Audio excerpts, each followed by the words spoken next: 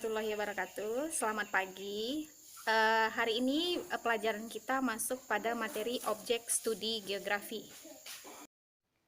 Adapun tujuan kita dalam mempelajari objek studi geografi diantaranya adalah: pertama, siswa mampu menjelaskan objek studi geografi. Yang kedua, mampu membedakan masing-masing objek studi geografi. Dan yang ketiga, mampu mengelompokkan masing-masing objek studi geografi. Nah, apa itu objek studi geografi? Objek studi geografi adalah objek yang terdiri dari objek material dan objek formal, di mana kedua objek ini mempunyai ciri khasnya masing-masing. Kalau objek material itu mempunyai bentuk, wujud, dan bisa kalian lihat, sementara objek formal tidak mempunyai wujud ataupun bentuk.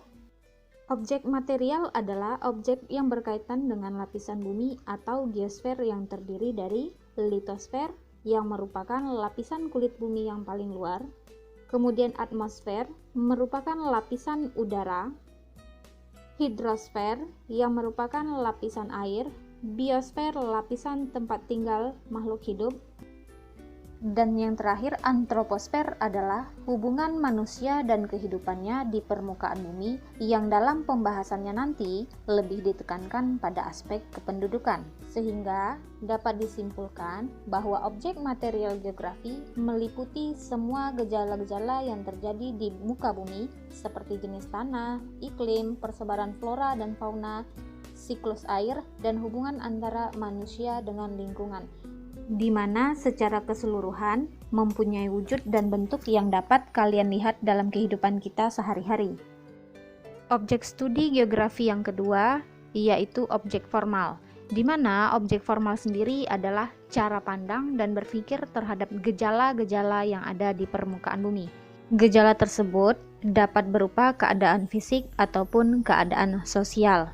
Jadi, cara pandang geografi dilihat terhadap objek formal dapat dilihat dari organisasi, keruangan, kelingkungan, dan kewilayahan. Di mana dari sudut pandang keruangan, kelingkungan, dan kewilayahan tadi, maka akan muncul beberapa pertanyaan yang dikenal dengan 5W plus 1H. Apa itu 5W 1H? Dalam bahasa Inggris, mungkin kalian pernah mendengar ya, apa itu 5W plus 1H. 5W 1H sendiri merupakan bentuk-bentuk dari atau induk-induk pokok dari pertanyaan-pertanyaan yang akan disampaikan untuk mengetahui suatu peristiwa yang terjadi. Nah, untuk lebih memahaminya, Ibu kasih satu contoh. Misalnya mengenai kemiskinan. Kemiskinan ini sendiri dia kan merupakan salah satu objek formal yang menjadi objek studi geografi. Kenapa kok bisa kemiskinan menjadi objek formal geografi? Karena dia termasuk atau tergolong ke dalam organisasi atau objek formal yang meliputi keruangan, kelingkungan, dan kewilayahan. Contohnya tadi kemiskinan. Dari kemiskinan ini kita dapat mencari informasi lebih lanjut dengan menggunakan yang namanya 5W dan 1H tadi. Kita mulai yang pertama. W yang pertama itu adalah what, yang berarti peristiwa apa yang terjadi.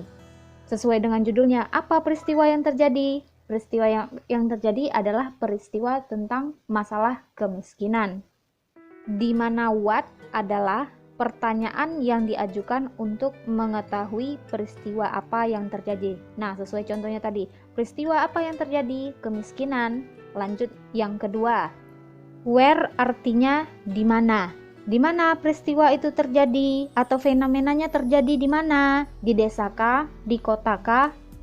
Atau bagaimana? Atau mungkin ada tempat-tempat yang lain. Lanjut yang ketiga, when. When itu artinya kapan.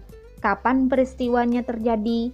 Bisa saja jawabannya berupa saat nilai rupiah turun, atau misalnya dari tanggal berapa sampai berapa, atau dari tahun berapa sampai tahun berapanya lagi, itu tergantung dari peristiwa atau fenomena yang terjadi di dalam masyarakat. Selanjutnya, W yang keempat itu ada why.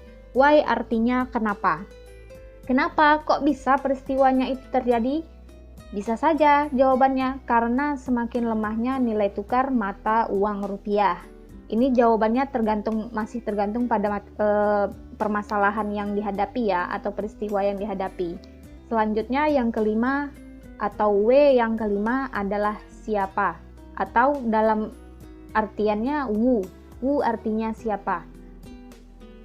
Siapa yang paling merasakan dampak peristiwa tersebut? Ya jelas, masyarakat dengan pendapatan ekonomi rendah. Ini sesuai dari yang jawaban yang Ibu buat ya. Boleh kalian buat nanti dalam bentuk pertanyaan yang lain, tetapi harus berpedoman dengan yang namanya 5W 1H tadi. Terus H yang terakhir adalah, atau 1H adalah how. How artinya bagaimana. Bagaimana cara penyelesaiannya, atau bagaimana peristiwa itu kok bisa terjadi. Kalau di sini karena Ibu ambil contohnya kemiskinan, bisa saja Ibu sebutkan cara penyelesaiannya bagaimana. Bank Indonesia meningkatkan kerjasama dengan pemerintah lewat Otoritas Jasa Keuangan atau OJK yang tujuannya menstabilkan nilai tukar. Nah, itu tadi contoh yang Ibu berikan. Sebenarnya dalam kehidupan kita sehari-hari itu ada banyak sekali. Cuman hanya saja Ibu sebutkan bahwa objek material dengan objek formal itu sangat-sangat berbeda. Bedanya di mana? Kalau objek formal tadi, dia hanya meliputi peristiwa yang terjadi atau peristiwa-peristiwa atau fenomena yang ada hubungannya ke ruangan, ke lingkungan, dan kewilayahan. Sementara objek material geografi tadi, seperti yang sudah Ibu sebutkan di awal, dia mempunyai wujud ataupun bentuk yang dapat kita lihat dengan mata kita ataupun dengan menggunakan yang namanya alat. Misalnya kamu bilang, Bu, boleh nggak misalnya objek material geografi itu saya kasih satu contoh merupakan benda langit misalnya. Boleh galaksi, matahari, bulan, dan bintang, terserah. Yang jelas itu masih masuk ke dalam objek material geografi. Kenapa? Kok bisa? Karena dia punya wujud dan punya bentuk. Nah, yang terakhir, untuk lebih meningkatkan pemahaman kalian terhadap objek studi geografi ini, Ibu ajukan satu pertanyaan saja. Yaitu pertanyaannya, fenomena alam apakah yang termasuk ke dalam objek formal geografi? Nah, itu kamu buat dulu satu objek apa yang termasuk ke dalam objek formal geografi. Pilih salah satu saja ya.